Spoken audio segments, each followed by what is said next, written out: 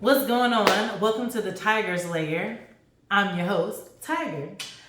So today I wanted to talk to you all about a topic that no one likes to talk about. So you have to move home. It's no big thing. We all have some adjustments that we have to make in life, and moving back home is one of them sometimes. So as someone who's traveled around the world, lived in different states, I gotta tell you, I've had to come back home because I've had to reset and then get going again. So I wanted to give you some tips on how to survive your time back home. So the first thing that I wanted to present to you all to think about is the reality that you're facing versus the feelings that you have. What that means is you need to think about your situation and be realistic rather than have you feel. You could feel like, oh, I'm failing. Look at me, I have to move back home. This sucks. I'm terrible. You could feel all of these negative feelings. But the reality is, you've done a lot of stuff. You've had great experiences, opportunities, and you just need to be home temporarily to reset. That's the reality. These are the feelings. They need to be kept separate, and you need to be real about the reality and live in the reality of why you're back home. So that's one. The second thing is that you want to have an ultimate goal that you can reach, okay?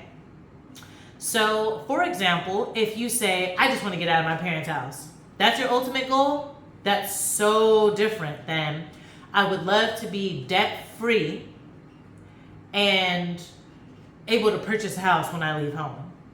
Those are very, very two drastically different goals, and one might take you longer than the other. So, for example, if you would love to be debt-free, you should list the type of debt that you have, the amount that it is, and the time frame it will take to pay it off. That will give you a rough estimate of about how long you need to live at home. So for example, if you have $100,000 in debt, right? Let's say you have $75,000 worth of student loans, $25,000 in a car, and you wanted to save an additional $50,000 so that you can live, buy a home when you're leaving. This is a total of $150,000, right? So depending on the job that you have and depending on the goals that you set and the time frame that you have, that will all depend on how quickly you can get out of your parents' home.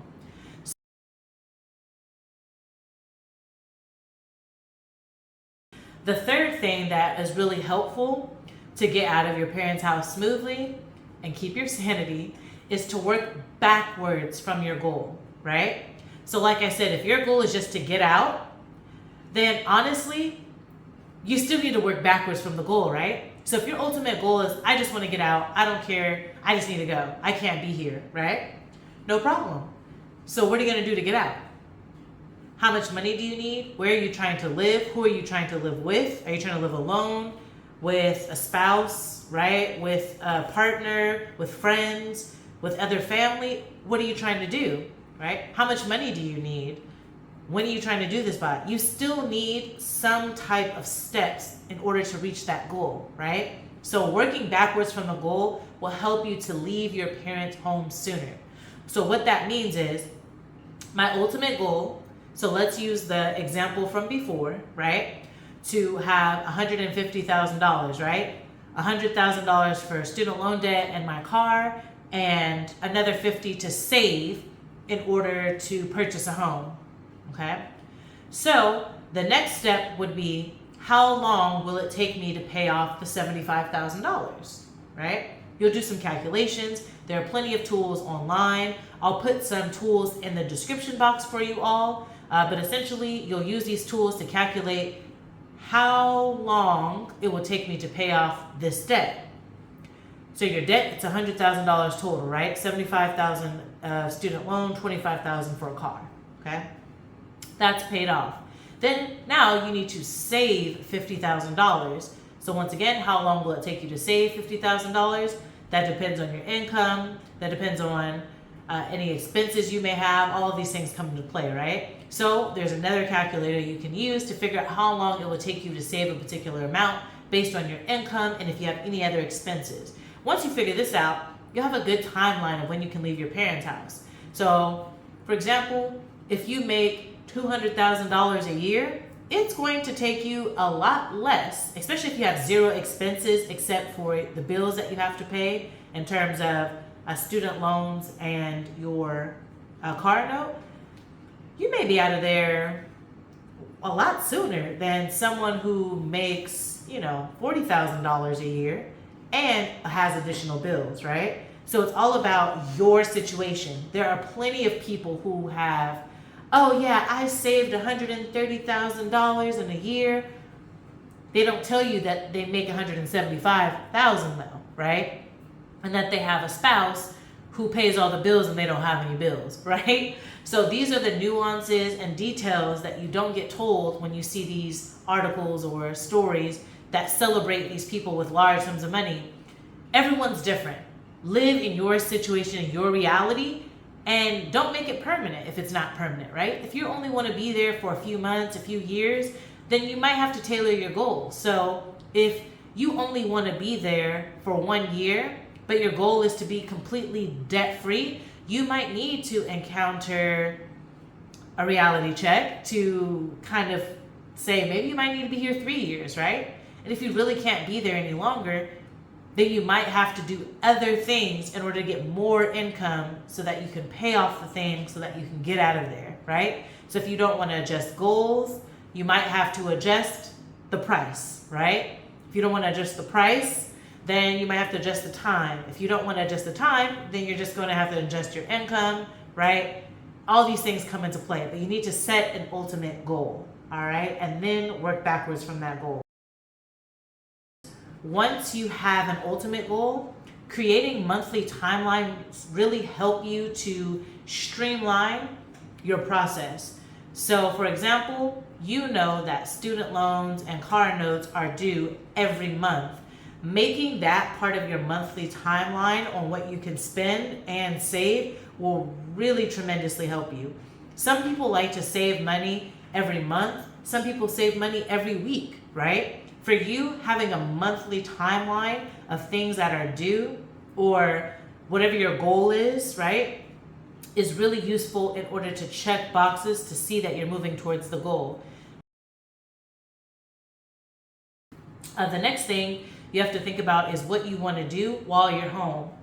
So there are multiple situations why people move back home.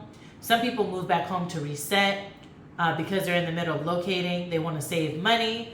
Some people are looking for a new job. Some people don't want to work. They want to pursue a passion, and that passion requires them to go back to school or to go on auditions or whatever it may be. Whatever the situation is, you have to figure out what you want to do. If you are home and you have zero idea of what you want to do, your time can possibly be miserable. You want to know why? Because your parents might possibly ask you, what are you going to do? Why are you back home? When are you leaving? What are your plans for the future? And you don't have the answer to these questions. So you also need to figure out the answer to that question. What am I going to do while I'm here? If your goal is to reset and you need some time to be unemployed so that you can come up with a process and get everything in place, that's what you need to think about. Okay, so what I'm doing is coming up with a plan, coming up with a ultimate goal, coming up with time frames, making budget. I'm doing all these things. That's what I'm doing while I'm home. That's perfectly okay. You don't have to work a 9 to 5 to be home, okay? Let me not say that, because some parents want you to work a 9 to 5, right? But ultimately, you need to come up with what you want to do, what makes sense for you, okay? And then the next question I would ask myself is, why am I back home? It will help you in challenging times to come to terms with why you're there, okay? So if you have a why and you have a very specific why, it will truly help you to excel beyond where you want to go, all right? I think there are a lot of levels to goals, right? That's why when you're moving back home, the ultimate goal is what matters the most. Everything else should lead you to that goal. So every step you take should lead you to your main goal. Think about it like a dark hallway. If I see there's a really, really dark hallway, but at the end of the hallway, there's a bright light, open door, it looks beautiful, right? I'm going to continue to walk down that dark hallway towards the light so that I can get out of the dark hallway. For you, you will learn that you can adjust your goal. Nothing is finite. So I wanted to just encourage you all to have some patience, have some grace for yourself, okay? Understand that this situation is not permanent. It's a temporary situation. And the more that you can put energy and invest into yourself and bettering yourself and your situation, the easier it will be to come up with strategies in order to get you out of this situation. So I hope that you're doing well. I hope that this advice was useful and encouraging, and I will see you all in the next one. Peace.